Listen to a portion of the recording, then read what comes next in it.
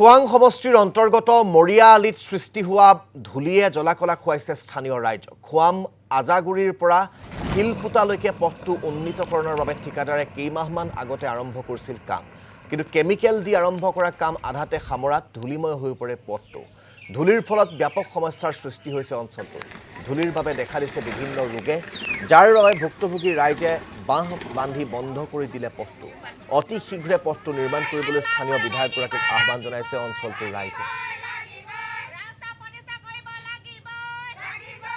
ইয়াত আমাৰ যথেষ্ট অসুবিধা হৈছে আৰু তেওঁ ধূলিৰ পৰা শিশুবিলাক আহিবলৈ অসুবিধা হৈছে। আৰু আজি ৰাস্তাটো যেতিয়া বনাইছিল তেতিয়া আৰু দুদিনমান পানী যোগান ধৰিলে, কিন্তু আজি পৰ্যন্ত তেওঁলোকে পানী যোগান ধৰা নাই। ৰাস্তাটো আচলতে আমাৰ গাড়ী যিমানেই আহিছে, ডাঙৰ ডাঙৰ গাড়ী আহিছে, তেওঁলোকে গাড়ীবিলাক অহাৰ কাৰণে ট্ৰাক আহিছে, বেছি ধূলি হৈছে। ধূলি হোৱাৰ কাৰণে আমাৰ অহা যোৱা কৰোঁতে বা বাইক চলাই যাওঁতে বা স্কুটি চলাই যাওঁতে আমাৰ যথেষ্ট অসুবিধা হৈছে। মৰিয়ালি আমাৰ আলিটো পথটোৰ নাম। আমাৰ ইমানেই অসুবিধা হৈছে ধূলিৰ পৰা ল'ৰা ছোৱালী স্কুলত থ'ব নোৱাৰোঁ। ৰাতিপুৱা ল'ৰা স্কুললৈ গ'লে ইমানেই অসুবিধা হয় নহয়, ল'ৰাই চকু মোহাৰি একে চকু বিষাই গৈছেগৈ বুলি কৈছে।